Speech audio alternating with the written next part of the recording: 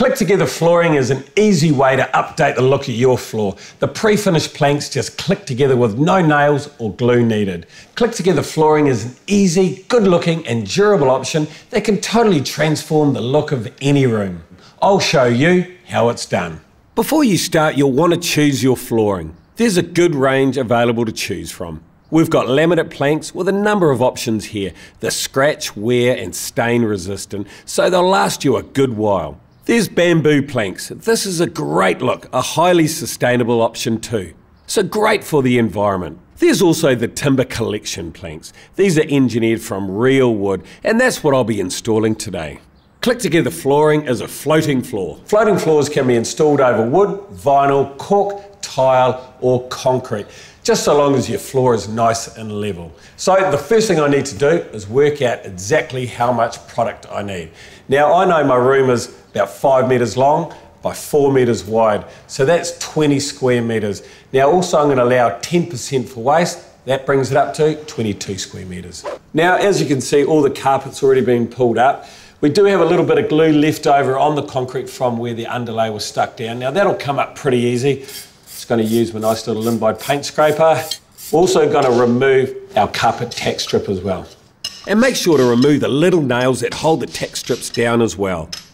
If you need to lift any tiles, use a hammer and bolster to chisel them up. And also scrape away any residual tile adhesive. If it's a large area or they're not coming up easily, you may need to hire something a little bit more heavy duty from the hire shop.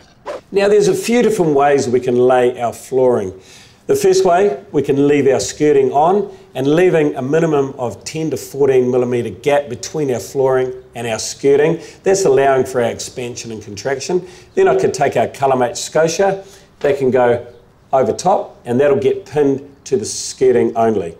Now the second way is we could hire an undercutter, which is basically a machine that'll just cut the bottom of the skirting off, allowing for the flooring to go underneath. And the third way, which is the way I like, is removing the skirting.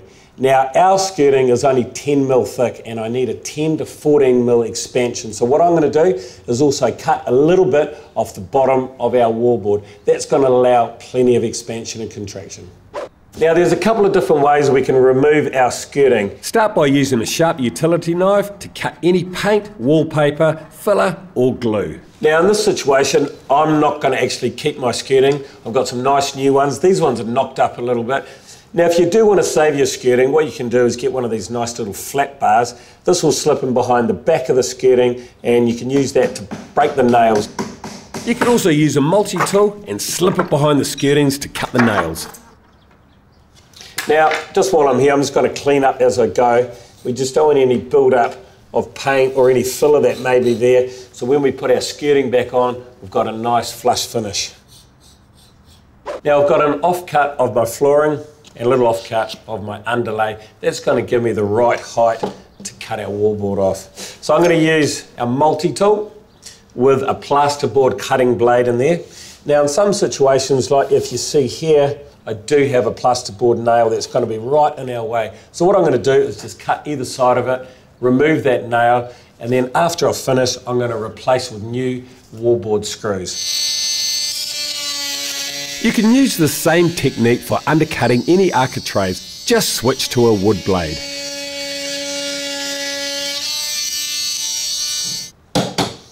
I'm just using my little flat bar once again to remove that wallboard. And I'll use a nail bar to remove the plasterboard nails. So what I've got here is about a 1.2 metre long straight edge. And I'm just going to check the floor in all directions just to see if there's any hollows or any bumps. What we're checking for is that there's no hollows more than 3 millimetres over the length of a metre.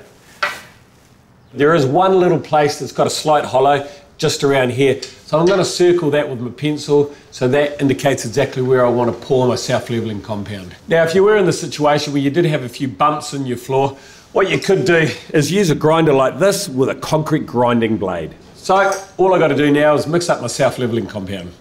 Follow the instructions on the back of the pack regarding the water ratio, and I'm using a paddle stirrer on a low speed. Now the great thing about this product, it is actually called self-leveling compound for a reason. It will find its own level. So you want to just give it a light scrape around with your trowel and then just let it sit and dry.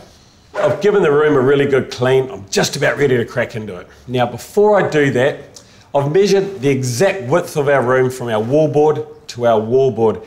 And the reason I've done that because I'm going to work out exactly how many boards I need across the space of that room. So what we're trying to do is adjust the width of our first board so we don't end up with a small slither on our last board.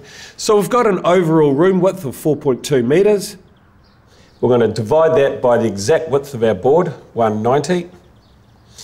Now that gets me 22 boards. So if I go 22 times 190 equals 4180.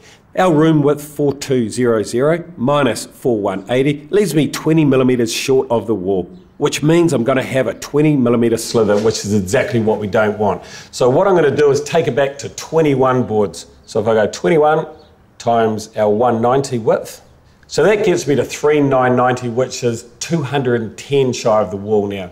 So all I've got to do is divide that by 2, which is 105 millimetres. So what that's saying is I need to rip my first board down 105 millimetres, and then I can finish laying all my boards, and my last board will be exactly 105 as well. Now in my situation, I've already undercut all our wallboard. If you haven't done that, just make sure you allow your minimum of 10 mil expansion on either side. Now there's one other thing I just want to mention too. You want to make sure that your walls are actually parallel with each other. Now because if they're slightly out, now's the time to adjust it on that first board. Using my bench saw, I'll cut the first board to size, cutting the tongue side off so it sits hard up against the wall, leaving the groove side on for the next board to click into. Now if you don't have a bench saw, you could use your circular saw with a guide on it. Now, as we mentioned earlier, I cut this down to 105 millimetres. That's the face width with the groove side left on. So this is my underlay. I've already pre-cut it to length, so all I have to do is roll it out. I've just put in my first board.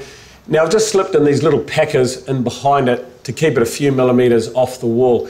Now just remember, I've already undercut my wallboard to allow for that expansion of 10 millimetres. If you haven't done that, you're going to have to either double up your wedges so you get to 10 millimetres or actually cut a 10 mil packer to go in there. Now I've also cut our second board square so that butts against the wall. Now these two boards are going to click in together and I'm just going to lay 2 rows at once. That's going to give me a straight base to work from. Now when you are cutting your boards for your second or third rows, just make sure that you don't have any pieces shorter than 300 millimetres. This will ensure the joins are sturdy. So all we've got to do now is click them in together. So we just keep that on a slight angle, slip them in together, and we just need to rotate them down.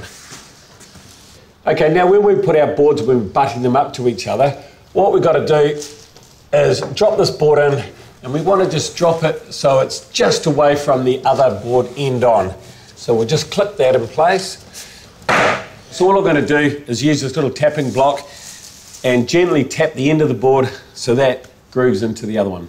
You may need a hand from someone to apply pressure to the receiving board close to the joint to help them line up so you don't damage the joint. I'm just about to put in our last board against the wall. Now as you can see, it's about 6 inches too long. So what I'm going to do is turn this board around.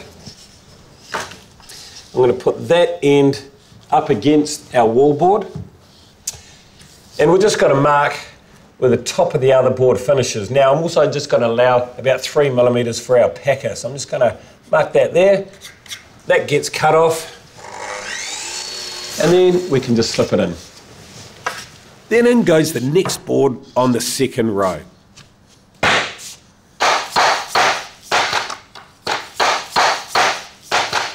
And then measure, mark and cut the next end board in the same way. And then we've got this lovely little tool here, commonly known in the trade as a pull bar. That slips in the end of our board, then we can hit this edge to connect the 2 boards. And then just repeat for the next few rows. It's a good idea as you lay your floor to use boards from different packs as you go, to make sure that you vary the wood pattern. And also stagger your joins so they don't all line up. I'm just about to lay my flooring up against where my dorsal hits the concrete. So I need to rebate out our flooring to accommodate around that. So also I need to choose how I'm going to finish that edge off with what sort of a profile. Now I've decided to use this aluminium profile. That's going to sit hard on the floor up against my dorsal, and the flooring is just going to butt in underneath that. Now that's going to allow plenty of expansion and contraction on that too. We also have this peel and stick that you can put up against your dorsal, and that'll also allow for that expansion and contraction too. But if you want to go with a more wooden look to match your floor, you could go with something like this. Now we've got this wooden profile that finishes hard up against your tile or your carpet, or over here you can overlap onto your flooring and then down onto something like a polished concrete floor. Now if you are laying more than 8 metres in width of your flooring, you will need to put in a control joint, which is something like this here. You can also get it in an aluminium. Okay, now I'm just going to rebate around our dorsal, so let me show you how to do that. I've got a full length piece of the flooring and I've square cut it on the end. Now I'm just going to push that so it's about 4 millimetres away from our sill. So I'm just going to mark about 4 millimetres away from the edge of that jamb, and now it's going to measure the distance from that board up to the other board. Now that's 18 millimetres. So I'm just going to mark 18 millimetres on there. So I'm going to take this over to the saw and cut that piece out. Now once I bring it back, I can then slide that back down, and this aluminium trim will just slide over there nicely like that. So now it's just time to click it in.